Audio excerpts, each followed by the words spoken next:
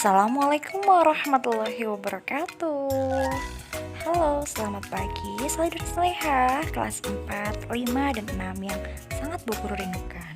Alhamdulillah kembali lagi bersama Bu Umu dalam bimbingan dan konseling. Oh iya, Salih dan Salehah, adakah yang masih ingat tentang perilaku hidup hemat? Di jenjang kelas sebelumnya, Bu Umu pernah loh menyampaikan apa itu hemat dan juga berhemat dalam hal apa saja. Baiklah, Bu Guru akan mencoba mengingatkan anak-anak ya. Pengertian hemat adalah berhati-hati dalam menggunakan uang, barang, dan lain sebagainya sehingga tidak menimbulkan pemborosan. Artinya, segala sesuatu harus kita gunakan sesuai kebutuhan secara bijak.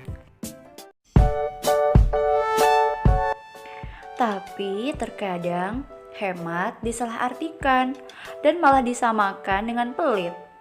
Anak-anak setuju tidak kalau hemat disamakan dengan pelit? Tentu saja tidak setuju ya. Memangnya bagaimana caranya membedakan antara hemat dan pelit? Apakah anak-anak sudah tahu? Nah, di sini Bu Guru akan memberitahukan anak-anak membedakan antara hemat dan pelit, supaya anak-anak tidak salah mengartikan. Maunya hidup hemat, kok malah jadi pelit? Capek deh.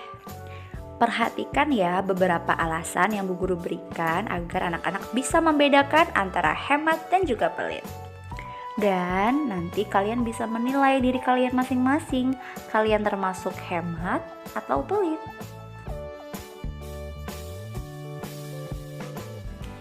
Orang hemat mengutamakan mengeluarkan uang untuk kebutuhan, sedangkan orang pelit merasa rugi dan berat hati. Orang yang hemat akan menghitung biaya yang dibutuhkan sebelum pergi untuk membeli kebutuhan yang utama. Orang hemat juga senang jika dia mengeluarkan uang untuk kebutuhan dirinya, sedangkan orang pelit malah mengeluh harus berbelanja kebutuhan. Dia akan merasa berat hati mengeluarkan isi tabungannya. Pokoknya sebenarnya butuh tapi tetap tidak mau mengeluarkan uang. Orang hemat akan menyisakan uang untuk masa depan, sedangkan orang yang pelit hanya mau mengeluarkan sedikit uang. Kembali lagi ya nak, kalau orang yang berhemat tentu akan memikirkan sesuatu yang lebih penting di masa depan. Sedangkan orang pelit cenderung menyisakan uang hanya untuk disimpan tanpa tahu apa yang harus dilakukan dengan uang tersebut. Kemudian, orang hemat suka bersedekah, sedangkan orang pelit tidak mau. Meskipun memiliki uang, perbedaannya sangat terlihat di sini.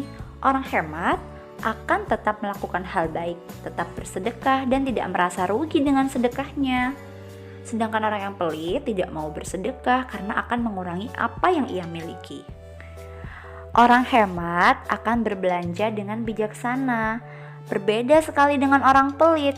Orang yang berhemat akan membelanjakan uang sesuai dengan yang ia butuhkan tanpa melebih-lebihkan atau mengurangi haknya atau mengurangi yang seharusnya. Nah, sedangkan orang yang pelit akan selalu melihat harga yang paling murah dan juga tidak mau rugi. Dan yang terakhir, orang hemat tidak merasa masalah untuk berbagi. Sedangkan si pelit akan merasa rugi jika harus membagikan miliknya pada orang lain. Pada dasarnya, orang yang hemat bukanlah orang yang tidak mau mengeluarkan apa yang ia miliki, tetapi lebih memikirkan kepada apa yang ia butuhkan. Kalau sudah cukup, kenapa harus dilebih-lebihkan dan kenapa harus dikurangi? Nah, anak-anak sudah mulai memahami kan bedanya hemat dan pelit? Anak-anak mau pilih yang mana? Hemat atau pelit?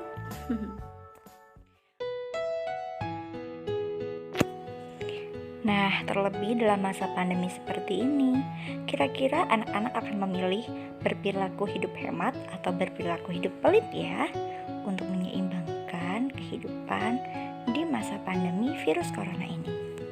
Nah, berikut Bu Guru memberikan satu tugas untuk anak-anak di rumah. Tugasnya adalah tulislah sedikit pengalamanmu tentang perilaku hidup hemat di masa pandemi. Nah, di sini mungkin saja anak-anak Bu Guru memiliki pengalaman yang luar biasa atau pengalaman yang sangat berkesan ketika sedang menjalankan hidup hemat di masa pandemi. Bisa juga pengalamannya tentang perilaku hemat yang kalian lakukan itu memiliki dampak positif terhadap lingkungan sekitar. Contohnya begini ya nak, selama masa pandemi aku selalu di rumah saja sehingga aku bisa menghemat uangku.